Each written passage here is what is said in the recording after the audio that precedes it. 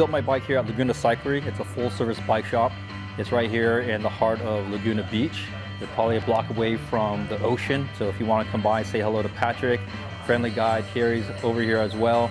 They have some also great mountain bike trails. But one thing they do very well is they serve the community, and they're here for you for anything that you need. And thank you, Patrick, for letting me use your shop and your stand and your tools to help build my bike for the store. It's charging. It says I have 32 miles on turbo. And then if I plug this in,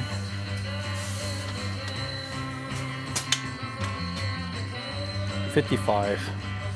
And this is not fully charged yet.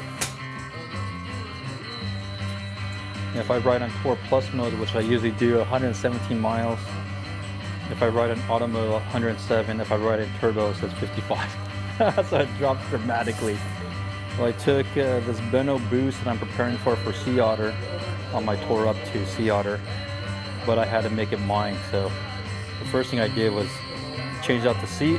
It's my favorite seat from WTD.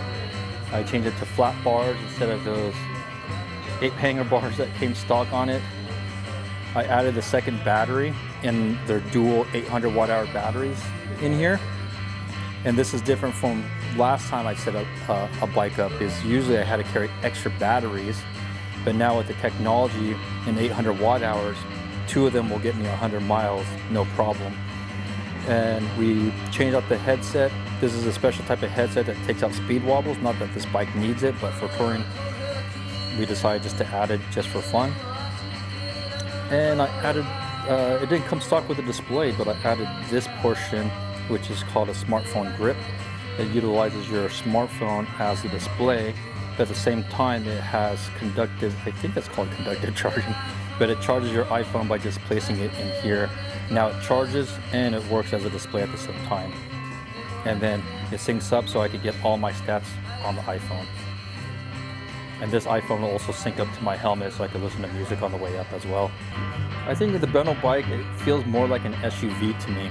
And yeah, you could do it probably on a speed bike or a commuter bike or a drop bar bike. But when you're out there by yourself, you need to carry cargo. And a lot of these other bikes can't carry cargo as well as the Benno can. And this is one of the reasons I chose the Benno. It's built nice, it's strong, but it's also a utility bike. So it's built to carry cargo. And when you're out there for 4 days, you need cargo room and space and pack a little bit extra than your usual typical bike ride. One of the reasons why I chose Benno. I don't know much cargo or utility bikes out there that will fit this profile.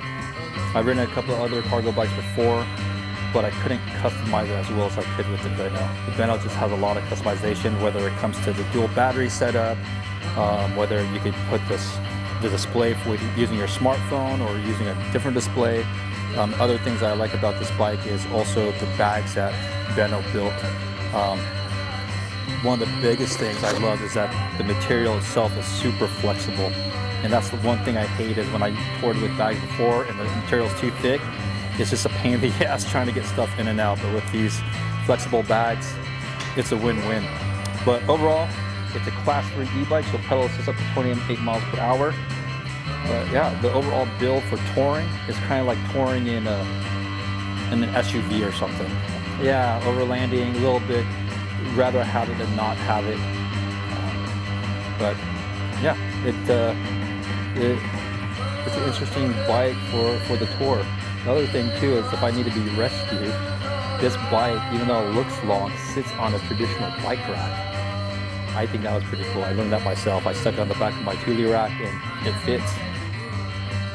Benno bags, which are really cool because they open up super big. Oh, these are, look how big these things are. The cool thing is about you just drop your backpack in there and that's it. And then you have this Velcro and you can just cinch it up. And you have this other sack stuff that's heavy. You can pull it up and kind of sink everything down. And then, but note, for any bag manufacturer, they need to do the inside not black because then it's hard to see what's inside. So, but and then the one thing I like about this is these little folding features right here. It kind of just tucks, everything just kind of tucks and just drops. Like when you're touring, every little thing matters. And this bag is very light, easy, maneuverable, flexible, and huge. All right, did I get everything? All right, let's just take it out for a quick spin. I'm anxious.